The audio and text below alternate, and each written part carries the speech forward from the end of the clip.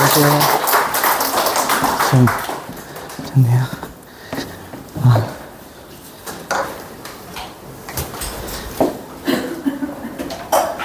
예, 안녕하세요. 오늘 근데 날이 많이 더워졌더라고요. 그래갖고 오시느라고 고생들 많이 하셨습니다. 네, 오늘 처음에 이제 주제를 듣고서 세무사가 아니어도 뭐 할 수 있는 그 최선의 양도소득세 계산법이라고 해서 했는데, 사실 세무사 일을 하는데 세무사가 아니어도 되는 강의를 하라고 하니까 좀 처음에 좀 당황스럽습니다. 근데 어쨌든 그래서 이제 더 세게 잡아봤어요, 주제를. 세무사 없이 양도세 신고하기, 이 주제로 한번 네, 강의를 해보도록 하겠습니다. 예, 네. 오늘 강의의 핵심은 이렇게 잡아봤어요. 그래서 이제 사실은 양도세의 전체적인 거를 우리가 혼자 신고한다라는 거는 사실 쉽지는 않을 거고요. 그래서 이제 우리가 간단한 거래 위주로 이제 신고를 하게 될 건데, 그래서 그 판단을 먼저 해보는 게 중요하지 않나. 그래서 이제 직접 내가 신고가 가능한지, 아니면은 세무사무소에 맡겨서 신고하는 게 좀 더 안전한지, 여기에 대한 판단을 먼저 하셔야 되고, 그 다음에 이제 계산을 해봐야 되는데, 계산이라는 거는 우리가 뭐 일정한 툴이 있어요. 그래서 양도가액에서 취득가액을 차감하고, 거기에 이제 필요경비를 또 차감하는 형태로 해서 우리가 계산하는 거, 그걸 한번 다뤄볼 거고요. 그 다음에 이제 우리가 실제로 이제 홈택스에 제출하고, 그 다음에 지방소득세를 신고하고 하는 절차까지 한번 다뤄보도록 하겠습니다. 우리가 이제 절세를 좋아하잖아요. 탈세를 좋아하지는 않을 거고, 그죠? 네, 절세를 좋아하는데, 절세는 사실 잘못 신고하지 않는 게 가장 큰 절세가 될 거예요. 왜냐면 우리가 잘못 신고하게 되면 세무서에서는 가산세를 물리게 될 겁니다. 그래서 가산세도 만만치 않거든요. 그래서 절세는 잘못 신고하지 않는 것이다 라고 이제 생각을 하시면 될 것 같습니다. 그래서 이 강의가 사실 목표로 하는 거는 직접 신고 가능성이 높은 항목들 위주로 이제 신고하는 거에 대해서 아마 이 강의가 유효할 거고요. 그 외에 전문가 검토가 필요한 경우에 대해서는 사실 직접 신고하시면은 조금 리스크가 좀 있으실 거예요. 그래서 세무사님들도 자료를 받아봤을 때 많은 검토를 해야 되는 사안이기 때문에 직접 신고하는 것보다는 뭐 자문을 받는다든지 아니면 신고를 맡긴다든지 하시는 게 더 맞을 것 같습니다.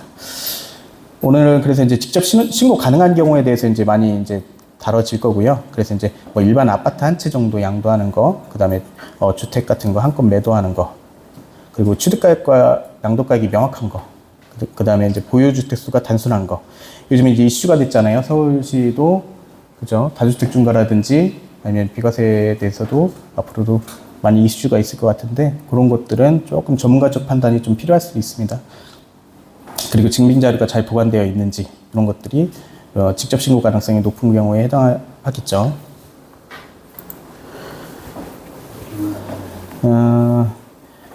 양도세 신고의 전체 흐름은 이렇게 정리가 될 것 같아요.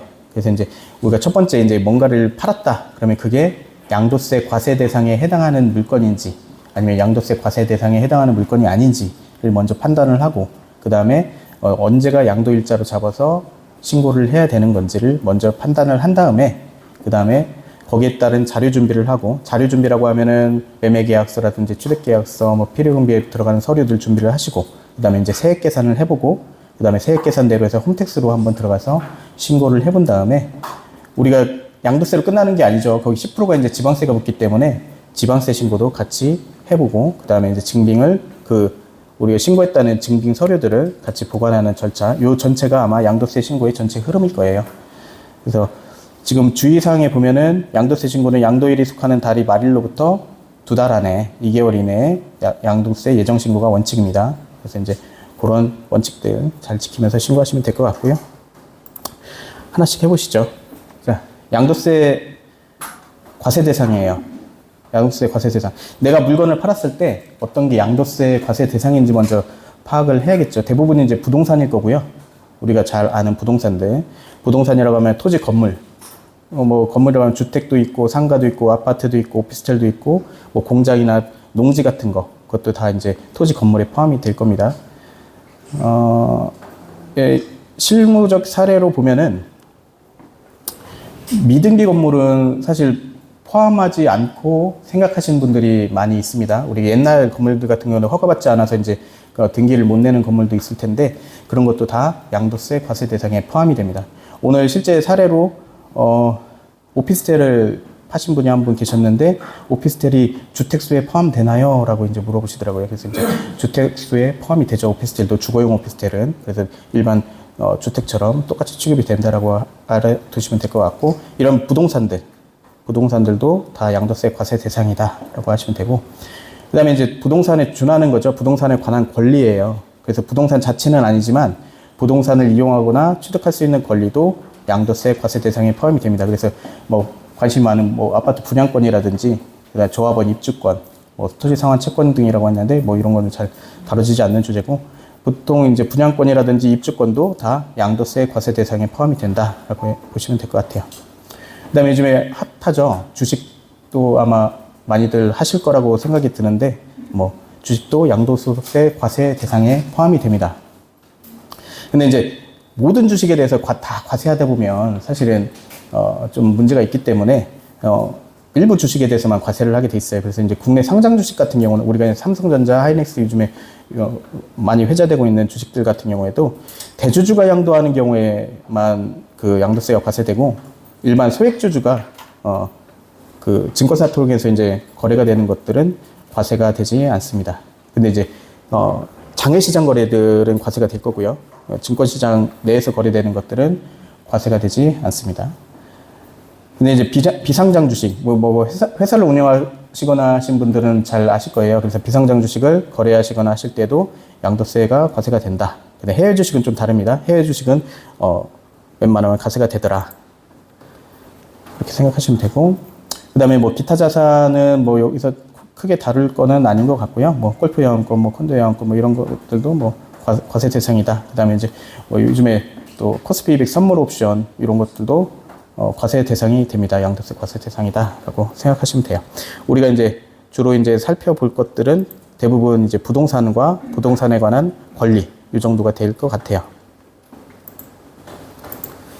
그래서 우리가 이제 부동산이나 부동산에 관한 권리를 팔았다라고 하면은 이제 양도세 계산 대상이 되니까 양도세 계산을 준비하셔야겠죠. 그러면 이제 첫 번째 해야 될 게 양도일자가 언제냐, 반대로 이제 취득일자가 언제냐, 마찬가지 개념인데 그 개념을 먼저 설정을 하셔야 돼요. 왜냐면은 양도일로부터 말일로부터 2달 안에 이제 신고가 납부가 돼야 되는 상황이기 때문에 그 날짜가 굉장히 중요합니다. 언제를 기준으로 내가 양도세 신고를 완료를 해야 되는지, 납부를 완료해야 되는지가 여기서 이제 결정이 되는 사항이기 때문에 중요하게 다뤄져야 됩니다.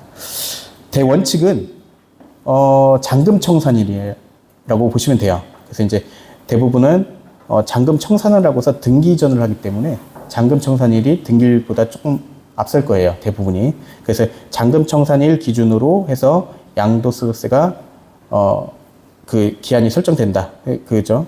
그 일로부터 말일로부터 2달 정도 안에 신고가 돼야 된다는 거죠. 그래서 만약에 오늘 날짜로 해서 내가 잔금을 다 받았다라고 하면 6월 말일로 기산이 될 거고 6월 말일로부터 2달 안에 8월 말일까지 양도소득세를 신고 납부하시면 됩니다. 그렇죠. 이제 매도자 입장에서는 잔금 청산일이 양도일자가 되는 거고 취득하신 분 입장에서는 잔금 청산일이 취득일자가 되시는 거예요. 그래서 만약에 오늘 잔금을 치렀다라고 하면은 파신 분은 오늘 날짜로 해서 양도가 되신 거고 취득하신 분 입장에서는 오늘 날짜로 해서 취득하신 게 되는 거예요. 그래서 그 파시는 분 입장에서는 오늘 날짜부터 말일로부터 2달 안에 양도세 신고를 하시면 되고 취득하신 분은 오늘 날짜로부터 60일 안에 취득세를 내시면 되는 거고 그렇게 생각하시면 됩니다. 예외적인 경우가 있는데 예외적인 경우는 뭐 등기 접수일이 잔금 청산일보다 빠르다라고 하면은 등기 접수일 기준으로 들어간다 뭐 이런 거니까 그건 읽어보시면 될 것 같고요. 크게 저기 하지는 않습니다. 수용 같은 경우는 조금 달라요. 수용 같은 경우는 잔금일 그러니까 수용 같은 경우는 이제 국가에서 이제 공익사업을 위해서 이제 토지 수용이라든지 건물 수용이 들어갔다라고 하는 경우에는 대부분은 뭐냐면 잔금보다 등기를 먼저 내주는 경우들이 많아요. 그럴 때는 이제 요 세 날짜 중에 가장 빠른 날로 해서 양도일자가 산정이 되더라라고 이렇게 이해하시면 될 것 같습니다. 좀 전에도 이제 여기 강의 기다리다가 전화를 받았는데 상속에 관해서 얘기를 하셔갖고, 이제, 상속이라는 거는 사실은 내가 이제 의사 표현이 크게 중요하지 않아요. 그래서 돌아가신 분이 이제 돌아가신 날짜가 내가 이제 상속받은 날짜가 됩니다. 그래서 내 돌아가셨는데 등기를 한참 미루고서 안 하고 있다가 나중에 등기를 내서 내 소유로 만들었다 하더라도 사망일자가 실제 이제 선생님이 받은 날짜가 되실 거예요. 그래서 그렇게 생각하시면 됩니다. 증여는 이제 증여 재산 취득일이라고 하는데 보통 이제 등기 접수 일자가 되는 거죠. 지금 등기 접수 일자가 증여 취득일이 되더라. 이렇게 생각하시면 됩니다. 그러니까 이제 좀 전에 이제 전화 상담을 했었는데, 나는 사실은 어머님이 돌아가셨고, 어머니가 돌아가셨는데 이번에 그거 이렇게 이제 팔렸다. 근데 이제 나는 사실 그때는 등기를 안 했고, 실질적으로 이제 팔리는 시점에 등기를 해서 넘긴 거죠. 그랬을 때 등기한 시점과 양도한 시점이 거의 비슷한데 거기에 대한 왜 양도 차익이 발생하냐 이렇게 물으셔갖고 거기에 대해서 이제 설명해 드렸는데, 상속은 사망 개시일자에 취득한 게 되기 때문에 그 갭이 좀 발생할 수 있습니다. 그건 좀 유념해서 알아두시면 될 것 같아요. 그 다음에 이제 우리가 이제 그 양도가 무엇인지, 그리고 양도 일자가 언제로 잡아야 될지를 먼저 이제 파악을 하셨으면 이제 서류 준비를 하셔야 돼요. 아까 이제 절세가 이제 제대로 이제 착오 없이 신고하는 게 이제 절세일 수도 있고, 두 번째로는 증빙을 잘 준비하는 게 절세일 수 있습니다. 그래서 이제 지금 같은 경우 매도 관련된 서류, 취득 관련된 서류, 그다음 필요 경비 관련된 서류, 이런 것들을 잘 준비를 하셔야 됩니다. 우리가 이제 매도를 하시게 되면은 아마 계약서를, 쌍방간의 계약서를 쓰시게 될 거고, 그러면 이제 매도 계약서, 매매 계약서를 준비를 하셔야 돼요. 그래서 양도세 신고할 때도 매매 계약서를 꼭 첨부해서 제출을 하셔야 되고요. 매매 계약서가 이제 의미가 있는 거는 사실은 이제 등기를 떼 보시면 우리 매매가액이 요즘엔 다 포함이 표시가 되게 돼 있어요. 2007년 이후부터는 아마 이게 금액이 나와 있는데, 이 잔금일 확인할 때가 중요한 자료가 될 겁니다. 아까 이제 말씀드렸듯이 잔금일로부터 말일로부터 2달 안에 이제 신고가 돼야 되는데, 제때 신고가 됐는지 여부를 확인하려고 매매 계약서가 첨부가 돼야 될 수 있습니다. 그래서 매매 계약서는 꼭 준비를 하셔야 되고, 그다음에 취득 관련된 서류입니다. 취득 관련된 서류는 취득 계약서, 그 취득세 납부 영수증, 등기 법무사 비용 이렇게 나와 있는데, 예전에 우리가 이제 뭐 90년 이전에 취득한 것들, 그다음에 뭐 2000년 이전에 취득한 것들은 취득 계약서를 분실했거나 멸실했을 수도 있어요. 그런 것들은 사실은 이 취득 계약서가 없이도 이제 계산할 수 있는 방법들이 있습니다. 환산 취득가액이라고 해서 그런 것들이 있을 수 있는데, 가급적 이제 취득 계약서가 있는 물건들은 취득 계약서를 준비하셔서 하시는 게 낫고요. 그다음에 이제 2000년 이전 물건들 같은 경우는 취득 계약서가 없거나 뭐 저기 한 경우에도 계산할 수 있는 방법이 있더라라고 이제 알아두시면 되고, 그런 것까지 이제 직접 계산하시기는 쉽지 않으니까 그건 이제 전문가들한테 이제 맡기시면 될 것 같고요. 취득 계약서가 있는지, 그리고 취득 계약서에 취득세 납부하신 거, 등기, 법무사 비용, 이거 다 이제 경비로 포함이 될 수 있기 때문에 미리 준비하시면 될 것 같습니다. 이제 가장 이슈가 되는 게 이제 필요 경비 부분이에요.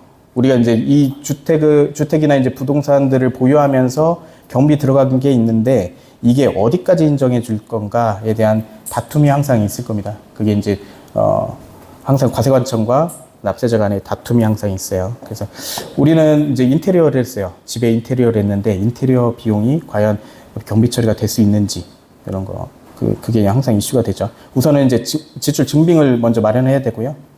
예전에는 필요경비로 인정을 받으려면 일반 영수증도 가능했어요. 근데 요즘에는 인정을 해주지 않습니다. 왜 일반 영수증을 받으시냐면, 기본적으로는 뭐 상대방 사업자들이 세금 신고를 누락하는 경우들이 많이 있었어요. 그래서 현금 거래를 하거나 한 경우에는 좀 싸게 거래를 하게 되죠. 부가세 포함하지 않고 싸게 거래를 하면서 그냥 일반 영수증으로 처리하는 경우들이 많이 있었어요. 그렇기 때문에 그게 이제 문제가 돼갖고, 요즘에는 세금계산서나 현금 영수증, 신용카드 영수증으로 거래를 하시던지, 아니면은 그냥 일반 영수증으로 거래를 하셨으면 계좌이체 내역을 같이 첨부하지 않으면, 그러면은 실제 거래로 인정해 주진 않습니다. 그래서 지금도 이제 뭐 만약에 이제 부동산에 경비 들어갈 게 있다라고 하시면은 그런 점 유념하셔갖고 거래하시면 될 것 같아요.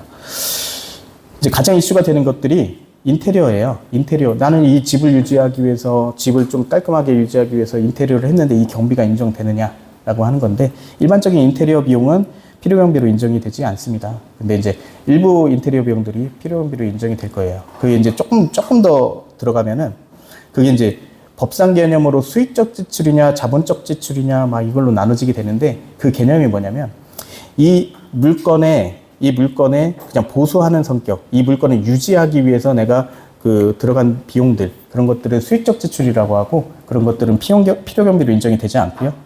이 자산의 가치를 높이는 행위를 했을 때를 자본적 지출로 보고, 그거에 대해서는 필요경비로 인정을 해줍니다.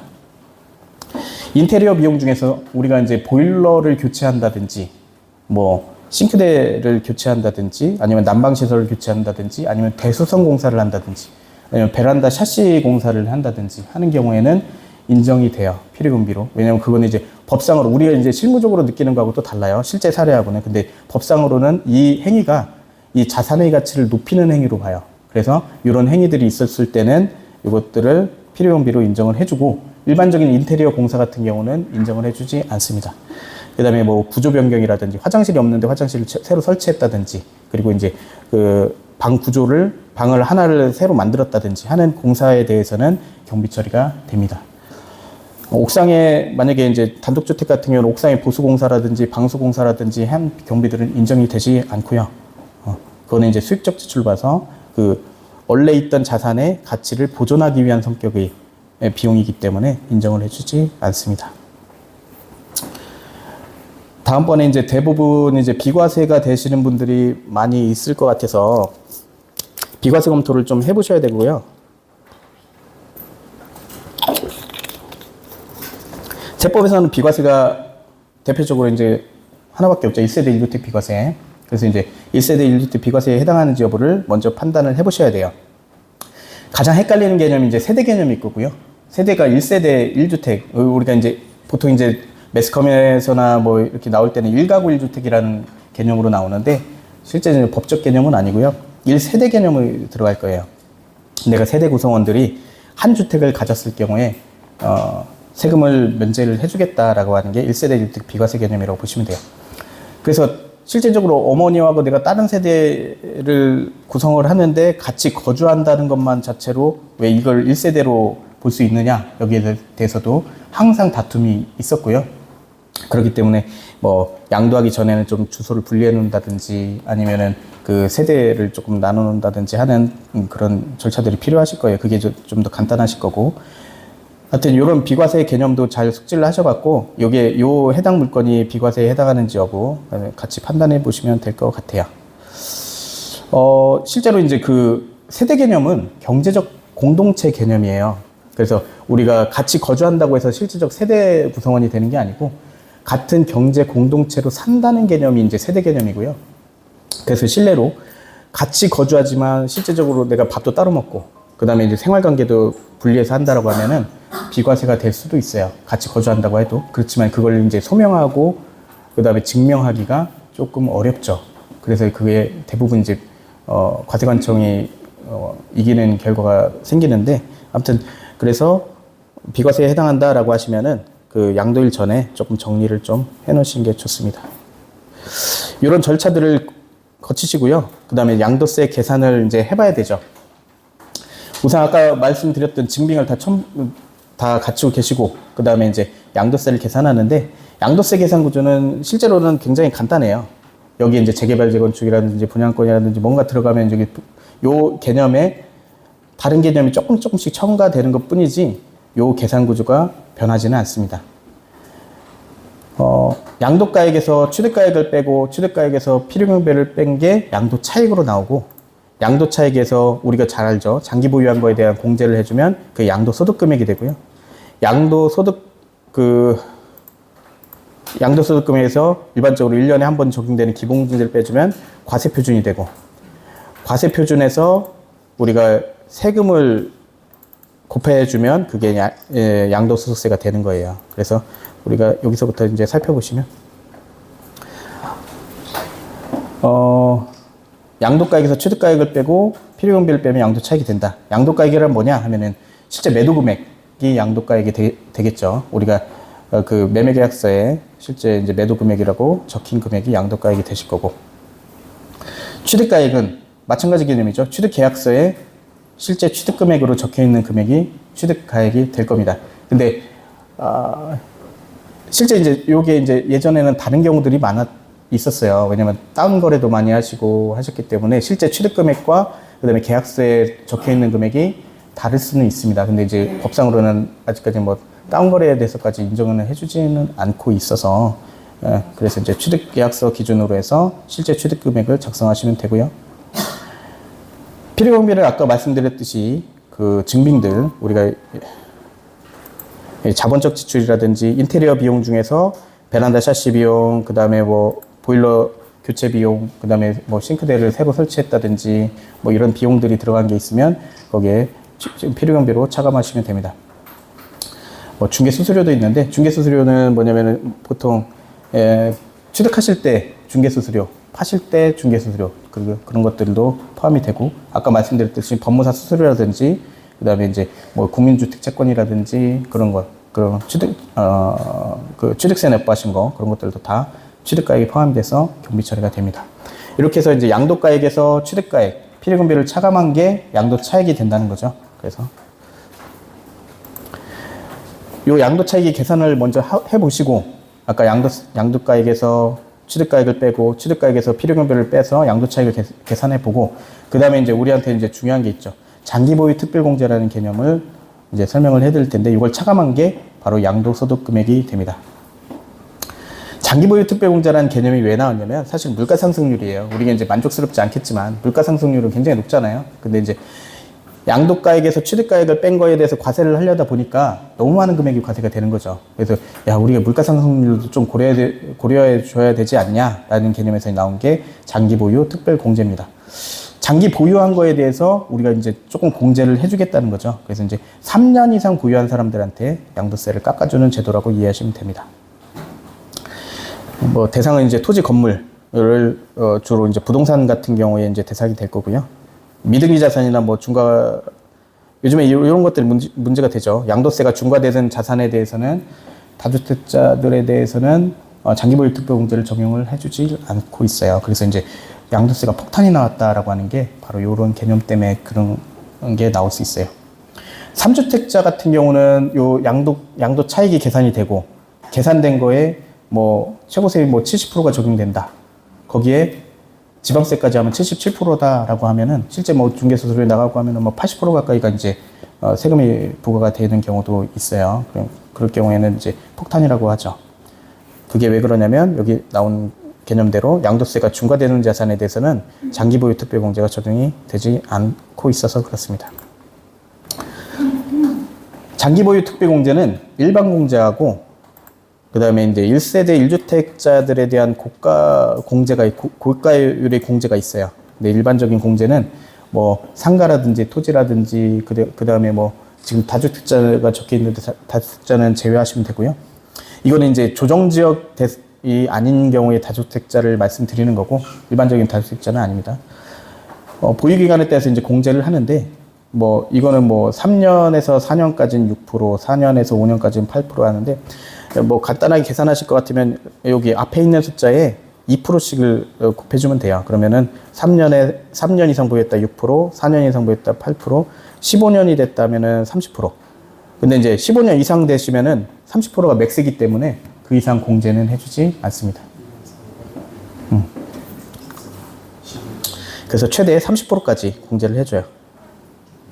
그래서 양도 차익이 만약에 뭐 1억이 났다라고 하면 30%인 3천만 원은 공제를 해주고, 나머지 이제 7천만 원에 대해서 이제 과세가 되겠죠. 1세대 1주택자들은 혜택을 주어집니다. 여기 대해서도 지금 말이 조금 많이 있죠. 사실. 왜냐면은, 이번에 이제 뭐 계속 뭐 지방선거 전에 이슈들이 많이 나왔고, 거기에 이제 하나가 이슈가 됐던 게 이제 장기보유 특별공제를 적용해야 되냐 말아야 되냐부터 시작해갖고, 1세대 1주택자를 거주하지 않은 1세대 1주택자는 어떻게 해야 되냐, 그리고 장기보유 특별공제를 일생에 한 번 적용해야 되는 거냐, 뭐 여러 얘기들이 있었던 것 같아요. 근데 지금까지 현행 세법으로만 말씀드리면, 1세대 1주택자는 이제 고가주택 공제율을 적용해서 최대 80%까지 공제를 해줘요. 우리가 1세대 1주택자는 아까 이제 비과세라고 말씀을 드렸는데 실질적 개념은 일반적으로 비과세가 아니고요. 12억 이하까지만 이제 비과세가 되고 12억을 초과하는 분에 대해서는 과세가 됩니다. 근데 12억 초과분에 대해서 과세가 될 때 그 12억 초과분, 예를 들어서 18억에 내가 주택을 팔았다. 그런데 12억까지는 비과세니까 6억에 대해서 이제 과세가 되겠죠. 그때 이제 6억에 대해서 과세가 될 때 장기보유 특별공제가 얼마나 적용이 되냐라고 따질 때 요 요율을 적용한다는 거죠. 그래서 1세대 1주택자들은 사실은 세금 부담이 크지는 않아요. 우리가 보면은, 왜냐면은 12억까지는 비과세로 빼주고 12억 초과 내가 30억짜리 아파트를 팔았다고 해도 거기에 대해서 최대 공제가 이제 80%까지는 공제를 해주니까 크게 이제 세금 부담이 크지는 않습니다. 지금같이 요것도 마찬가지예요. 근데 이제 이것도 이제 3년 뭐 최소한 뭐 3년부터 이제 적용을 하는데 공제율이 뭐 거주 기간 그다음에 보유 기간 이렇게 해서 이제 나눠서 적용을 해요. 그래서 보유 기간이 10년 이상이면은 40%까지 적용되고 4%씩 적용되는 거죠. 3년이면 4%니까 12%, 4년 내가 보유했다면 16%에서 10년 이상 보유했으면 40%. 근데 여기 10년 이상 보유하면서 거주까지 같이 했다라고 하면은 여기에 추가적으로 또 40%를 공제를 해서 최대 80% 이렇게 거주 기간과 보유 기간에 따라서 추가 4%씩 공제가 돼요. 그래서 총 해서 10년 이상 보유하면은 최대 80%까지 공제를 해줍니다.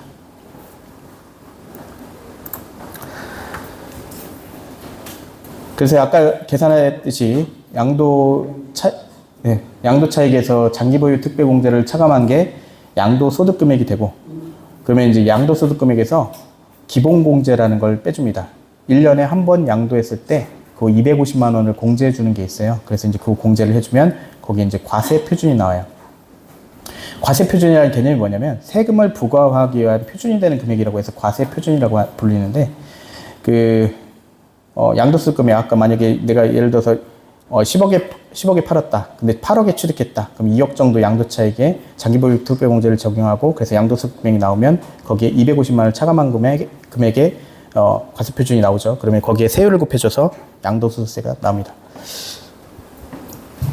밑에는 이제 세율 부분인데, 우리나라 세율이 약하진 않습니다. 굉장히 센 편이에요. 그래서 지금같이 보면은 그걸 다 차감하고 기본공제를 차감했을 때 1,400만 원이 안 된다, 1,400만 이하다라고 하면 6% 정도 세율이 적용되고, 10억 원이 넘어간다면 45% 정도 세금이 부과가 됩니다. 이 누진공제액은 뭐냐면 우리가 이제 세금이 선형구조로 가야 되기 때문에, 그래서 이제 누진공제를 적용을 하는 거고요. 여기에 예를 들어서 내가 과세표준이 1,400이다 하면은 6% 적용하고 누진공제액은 없고, 만약에 3천만 원이다 라고 하면 두 번째 구간에 들어가니까 15%를 적용해서 거기 누진공제액 126만 원을 차감하면 되는 형태로 계산을 하시면 돼요.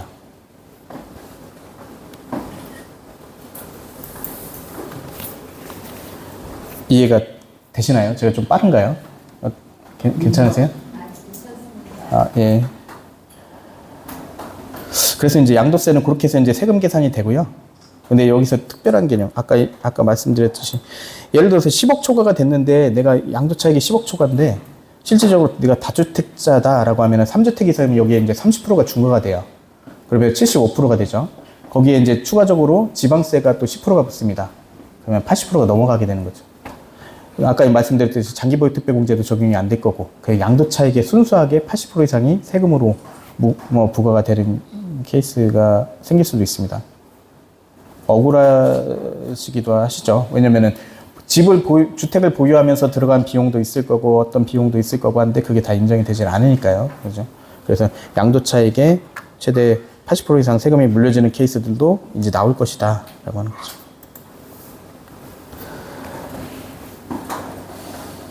이제 단기 보유는 또 달라집니다. 아까 이제 그건 일반적인 케이스고, 단기 보유는 또 고유리 세금이 매겨져요. 왜냐면은 우리가 이제 가장 이제 이슈가 되는 것들은 이제 투기잖아요. 부동산 투기를 방지를 하기 위해서 단기간 보유해서 빨리 팔아버리는 경우에는, 취득했다 빨리 파는 경우에는 세금이 또 많이 물려지게 돼요. 1년 미만 보유했다면 70%, 1년 이상 2년 미만이면 60%, 보유간이 2년 이상이면 아까 말씀드렸듯이 6%에서 45%까지 적용이 되더라.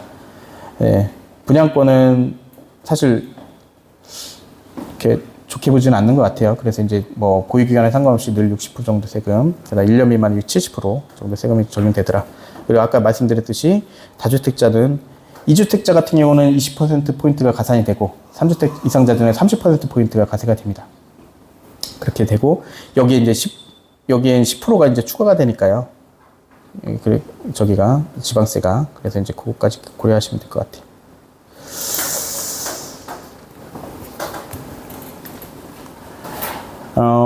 우리가 이제 홈택스라는 저기가 있어요. 세무서에서 운영하는 과세관청에서 운영하는 홈택스라는 사이트가 있습니다. 홈택스 사이트를 들어가시면 다양한 정보를 볼 수가 있어요. 특히 이제 사업자 같은 경우는 많이 활용을 하시고요. 일반 개인들 같은 경우는 이제 현금 영수증 때문에 많이 좀 활용하시는 분들도 있으신데 홈택스를 통해서 요즘에 신고 제도가 굉장히 잘 되고 있어요. 그래서 이제 굉장히 돈을 많이 들인 사이트이기도 하고 그래서 한번 보시면은 굉장히 괜찮으실 겁니다.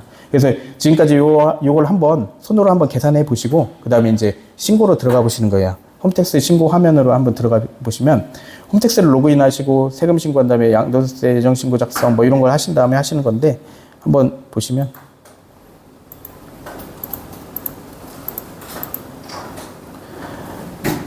요걸 한번 해보시죠.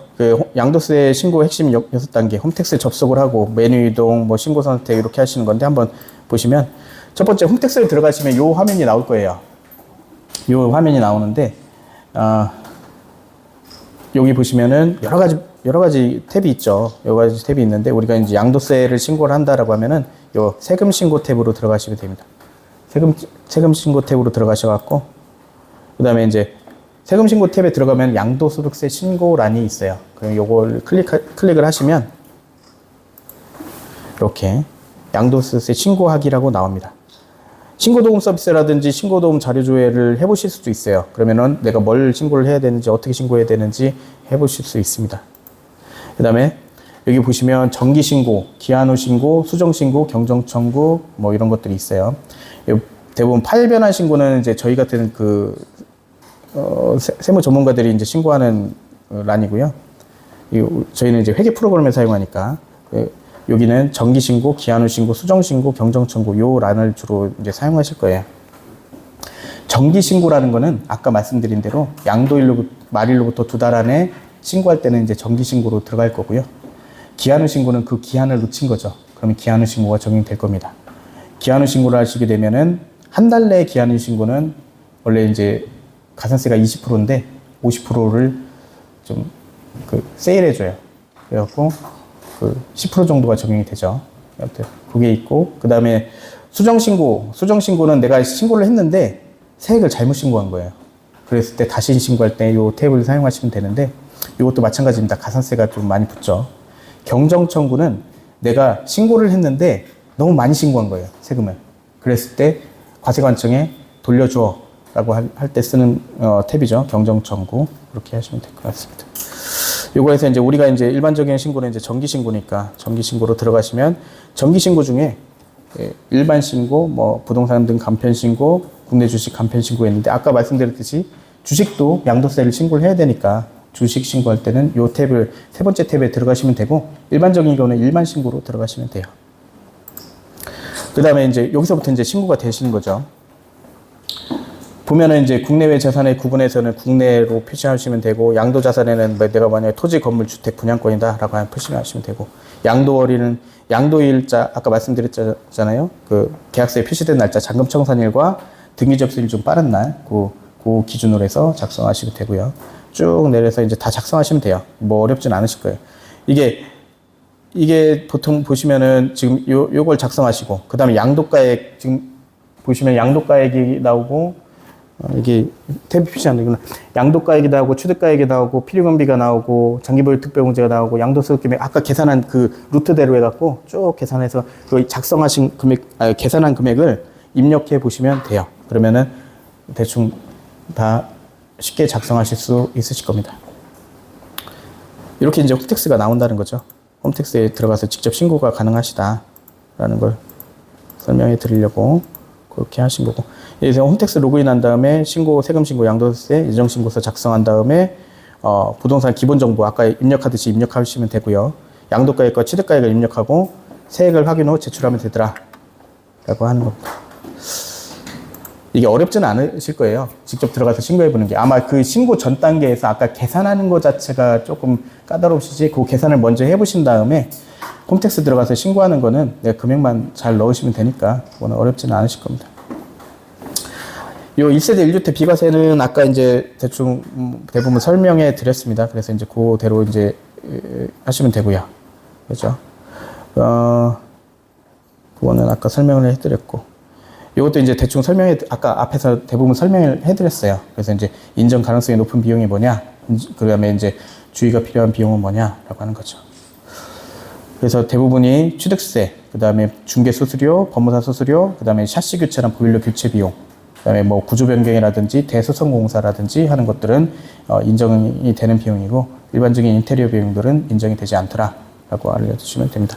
그 인정이 높은 비용이라고 해서 다 인정되는 건 아니고, 아까 말씀드렸듯이 적격 증빙을 구비를 하셔야 돼요. 세금계산서, 현금 영수증, 신용카드 영수증 등을 구비를 하신 다음에 해야 되는 거고, 일반 영수증을 받으셨으면 계좌이체 내역을 같이 첨부를 하셔야 됩니다. 요런 케이스들이 많이 있어요. 처음에 이제 할 때는 우리가 이제 인테리어 공사를 하거나 샤시 교체 공사를 했을 때, 그때는 이제 부가세를 아낄 목적으로 내가 현금 영수증 필요 없다라고 해갖고 이제 현금 영수증을 받기를 원하지 않는다라고 해서 이제 좀 싸게 해서 공사를 하는 경우도 있어요. 그렇게 했고, 계좌로 돈을 보냈죠. 계좌로 돈을 보냈는데 이제 양도세 계산하다 보니까 경비가 부족해요. 그럼 어떻게 해요? 영수증하고 계좌이체 내역을 가져가서 신고를 합니다. 그러면 어떻게 되냐면 상대방 사업자한테 부과가 돼요. 예를 들어서 예전에 샤시 공사했던 분들, 그런 분들한테 추징을 할 거예요. 그분들은 분명히 현금 영수증을 발행 안 한 거에 대한 가산세, 그 다음에 매출은 분명히 누락했을 가능성이 높고요. 거기에 대한 가산세, 월세 내기 때문에 굉장히 심각해지는 문제가 생길 수 있어요. 그래서 이제 그런 경우들이 많이 있습니다.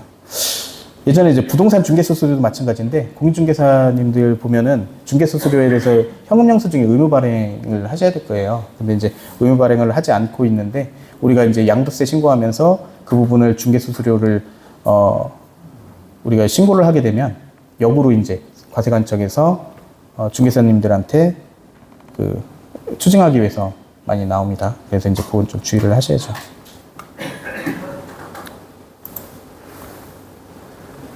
이거는 이제 실습 사례를 한번 해봤는데요. 우리가 일반 아파트를 매도했을 때 얼마 정도 세금이 나오는지 한번 계산을 한번 해보겠습니다. 작은 금액으로 했어요. 일부 좀 이해하기 쉽게요. 그래서 양도가액이 한 13억 정도에 우리가 물건을 팔았어요. 근데 취득은 한 10억 정도에 취득을 했고요. 뭐 샤시 교체를 해서 내가 2천만 원 정도의 경비가 들어갔다. 그 다음에 내가 5년 정도 보유한 다음에 이사갈 목적으로 팔았다라고 했을 때 얼마 정도 세금이 나오는지 계산해 보는 거죠. 근데 이제 비과세는 안 되는 사안이다라고 했을 때 얼마나 계산이 되냐면, 양도가액은 13억이죠. 13억 입력해 주시면 되고, 취득가액은 10억. 그 다음에 필요경비는 내가 샤시 교체하는데 뭐 2천만 원이 들어갔다라고 하면 양도차액은 2억 8천이 됩니다. 거기에 이제 여기서부터 이제 5년을 보유했다. 5 곱하기 0.1 해서 이제 10% 정도 공제가 되는 거죠. 그래서 장기보유 특별공제는 2억 8천에 10%인 2,800만 원이 되는 거고, 2억 8천에서 2,800만 원을 뺐더니 양도소득 금액은 2억 5,200만 원이 되고, 여기 우리가 1년에 한 번 정도 양도했을 때는 250만 원 공제를 해준다고 말씀드렸잖아요. 그때 이제 250만 원을 공제하면 2억 4,950만 원이 되더라.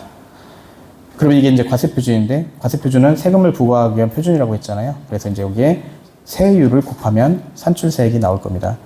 2억 4천만 원 정도 되면은 세율이 38% 구간, 우리가 이제 아까 말씀드렸듯이 어디 나오냐면 세율 2억 8천만 원이면 우리가 지금 요 구간에 들어가잖아요. 1억 5천에서 3억 이하 사이 38% 구간에 들어가기 때문에 38%의 누진공제액 1,994만 원을 빼주면 되죠. 그러면은 지금같이 38%에 1,994만 원을 빼줘서 계산하면 7,487만 원이 납니다. 양도차익이 약 한 3억 정도 났을 때 이 정도 세금이 나온다는 거죠. 5년 보유했을 때. 그래서 이제 여기에 이걸로 끝나냐? 그렇진 않아요. 그래서 10% 정도 지방세가 붙어요. 그래서 여기에 10% 748만 7천 원이 지방세가 붙죠. 그래서 총 납부할 세금은 8,235만 7천 원 정도가 되더라. 이렇게 생각하시면 됩니다. 그리고 좀 세죠. 양도세가. 한 번에 부과되기 때문에 좀 세요. 그래서 이 정도 세금으로 나오겠다라고 하는 거. 우리나라 세율이 낮지는 않습니다. 센 편이에요. 근데 이제 이거는 이제 조금 당부 드리고 싶어서 이제 제가 이제 다른 파트고요. 이제 혼자 신고하실 때 가장 많이 하는 실수가 뭐냐라고 해서 곰곰이 생각해보다가 이렇게 작성을 해봤어요. 아까 말씀드렸듯이 양도일자는 계약일이 아니라 잔금일이에요. 잔금일자 기준으로 파악을 합니다. 1세대 1주택 비과세도 잔금일 기준이에요. 내가 계약일까지는 같이 살다가 야 잔금일쯤에 세대 분리를 했다라고 하면 잔금일 기준으로는 1세대 1주택 비과세가 돼요. 마찬가지로 이제 역으로 계약일자까지는 따로 해서 세대 분리를 했다가 잔금일자에 먼저 이사를 해버려요. 아들하고 같이 합친 거죠. 그러면은 이거는 비과세가 안 될 수도 있어요. 그래서 조심하셔야 돼요. 양도일자 기준으로 한다. 잔금일자 기준으로 한다. 라고 하는 거고요. 두 번째는 취득세나 중개수수료를 누락하는 케이스들이 많습니다. 우리가 취득가액만 넣다 보니까 취득세라든지 중개수수료, 예전에 이제 우리가 취득하시면서 납부했던 그런 금액들이 있을 텐데 그것들을 누락하는 경우들이 많으니까 그걸 좀 반영을 해서 신고를 해달라고 하는 거고요. 그 다음에 인테리어 비용을 전부 비용 처리하는 경우가 있어요. 인테리어 비용은 아까 말씀드렸듯이 대부분 뭐 수익적 지출이 있기 때문에 샤시 비용이라든지 뭐 이런 비용들이 아닌 이상은 경비 처리를 하지 않으셔야 되고요.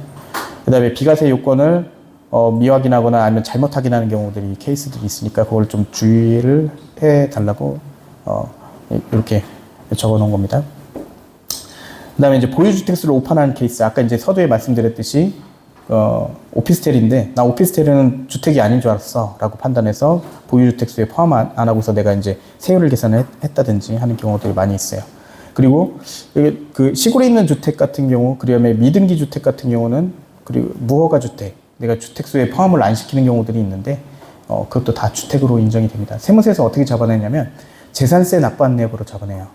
그래서 재산세를 내가 납부하고 있다. 토지에 대한 재산세가 아니라 건물에 대한 재산세가 나올 수 있거든요. 그러면 주택으로 다 포함돼서 이제 나올 수 있어요.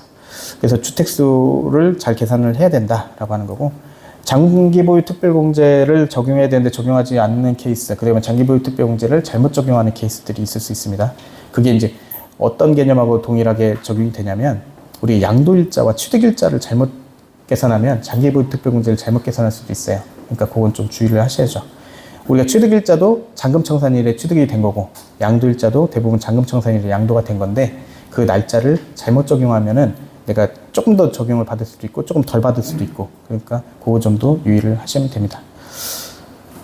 상속증여재산 같은 경우는 취득가액을 계산할 때 우리가 그 당시에 만약에 신고를 안 했다, 증여세, 뭐 상속세 뭐 신고를 안 했다라고 하면은 취득가액은 대부분 그 당시에 뭐 토지 같은 경우는 개별공시지가, 기준시가로 이제 결정이 났을 수도 있거든요. 그런 것들 잘 하시고, 상속은 지금 내가 상속 등기한 날짜가 아니라 돌아가신 날짜가 취득일자가 되는 거고, 그 당시에 기준시가가 취득가액이 될 수 있습니다. 그래서 이제 사실은 상속재산이고 내가 상속재산의 취득가액은 기준시가로 되는 게 조금 억울하다. 왜냐면 양도할 때 차익이 많이 벌어진다고 하면 그 당시에 이제 감정평가를 받으시는 케이스, 경우들이 많이 있으시죠. 그래서 이제 내가 취득한 가액을 좀 높이고 나중에 양도할 때 양도세를 좀 줄이고자 그렇게 하시는 경우들도 좀 있습니다. 그러니까 그거는 주의를 하시면 되고요. 그 다음에 양도세를 다 신고했는데 지방소득세를 신고를 안 하시는 케이스들이 있어요. 근데 지방소득세는 따로 신고해야 돼요. 지방소득세는 구청에다가 직접 가서 신고하려 하시던, 아니면 위택스라는 사이트가 있거든요. 그거에서 이제 홈택스랑 연동이 돼 있어서 그 클릭 한 번만 하시면 되는데 그걸 안 하실 것 같고, 누락하시면 그것도 이제 가산세가 있으니까 주의하시면 되고요. 이제 다 신고하신 다음에는 사실 증빙을 좀 보관하셔야 돼요. 접수증이라든지 신고가 된 접수증, 그런 것들을 잘 보관하시면 내가 나중에 이제 가산세 위험으로부터 회피할 수 있으니까 그렇게 하시면 되고요. 그 다음에 이제 10번이 가장 중요한데요. 요게 왜 그러냐면, 양도세라는 개념은 1년 단위로 과세가 돼요. 그래서 1월 1일부터 12월 30일까지 판 거에 대해서는 다 합산해서 과세가 됩니다. 이게 의미가 있는 거는 아까 얘기했듯이 기본공제, 250만 원 기본공제가 1년에 한 번 적용돼야 되는데 각 신고할 때마다 적용하시는 분들이 있어요. 그러면 이제 그것도 이제 가산세 문제가 생길 거고요. 그 다음에 1년 중에 여러 번 양도하시게 되면 합산 신고를 하기 때문에 세율 자체가 높아질 겁니다. 그래서 이제 세율도 다른 세율이 적용돼야 돼요. 그래서 그것도 이제 주의를 하셔야 된다는 걸 말씀을 드리는 거고요. 그래서 사실은 그 1년 중 여러 번 양도하실 것 같으면 대부분 이제 연도를 조금 달리 하시는 것도 좋아요. 예전에도 뭐 케이스가 있었냐면, 뭐 연초에 하나 양도하셨다가 12월 달에 양도하시더라고요. 근데 잔금일만 딱 한 1월로 넘기시면 그러면 세율이 조금 세금이 좀 절약되실 수 있는데 그걸 생각 못 하셔갖고 그렇게 하신 케이스도 있습니다. 그래서 1월부터 12월까지 거래에 대해서는 합산해서 신고해야 된다는 거죠. 그래서 그 점도 주의를 하셔야 됩니다. 그래서 혹시나 싶어서 제가 이제 돈을 양도세로 버는 사람이라 이거 다른 건 아니고요. 혹시나 싶어서 그 직접 신고보다는 요 사안들은 조금 검토를 조금 요하는 신고기 때문에 주의를 해 주십사 하고 다뤘습니다. 상속증여받은 재산 같은 경우는 취득일자를 혼동하거나 그리고 이제 취득가액을 얼마로 잡을지 몰라서 사실 혼란스러운 경우들이 많이 있어요. 그래서 이제 이런 거라든지 재건축이라든지 조합원 입주권 같은 경우는 좀 난해하고요. 그렇기 때문에 웬만하면은 전문가 검토가 필요할 거고, 그다음에 분양권이라든지 요즘 이슈가 되고 있는 다주택자들 그 마찬가지일 거고요. 그다음에 감면이 들어가는 사안들 그런 것들도 마찬가지입니다. 그래서 이제 이거는 직접 신고보다는 검토를 좀 외부에 의뢰하시는 것도 괜찮으실 것 같아요. 이거는 아까 이제 홈택스 하시는 거, 그거는 이제 다뤄본 내용이고요. 그래서 이제 핵심 되는 걸 좀 정리해 드리면, 처음에 이제 우리가 해야 될 거는 직접 신고가 가능한지 먼저 판단을 한번 해보셔야 돼요. 아까 같이 상속 증여로 이제 취득한 물건이 아니고 내가 이제 일반적으로 매매로 취득해서 그냥 파는 거, 그 다음에 이제 취득가액도 명확하고 양도가액, 매매가액도 명확한 거, 그런 케이스들은 내가 직접 신고가 가능하겠다라고 이제 판단을 먼저 하신 다음에 양도가액이 얼마고 양도일자가 언제다라는 게 명확하시고, 그 다음에 증빙을 모으셔야죠. 취득가액이라든지 필요금비라든지 적격 증빙을 잘 모아 놓으셨다가 양도세 계산을 먼저 해보시는 거예요. 그래서 양도가액과 취득가액을 차감하고 거기에 필요금비를 차감한 다음에 내가 몇 년 보유했는지를 잘 계산하시고, 그 양도일자로 해서 잘 계산하시고 해서 이제 장기보유 특별공제를 적용한 다음에 기본공제를 차감하고 거기에 이제 그 세율을 곱해주면 양도세가 나옵니다. 그래서 이제 계산을 하시면 되고, 마지막으로 지방세 부분, 지방세가 10%가 더해서 신고가 돼야 된다라는 거죠. 그 다음에 이제 세 번째로 이제 비과세 특례 감면은 반드시 보수적으로 확인을 하셔야 되고요. 내가 이제 심증적으로 이건 비과세가 되겠지, 이건 감면이 되겠지라고 했다가 안 되는 케이스들이 많이 있으니까 그 부분은 좀 신중하게 다뤄주십사 합니다. 그래서 여기까지 해서 오늘 강의는 대충 된 것 같은데요. 혹시 질문하실 거 있으시면 질문을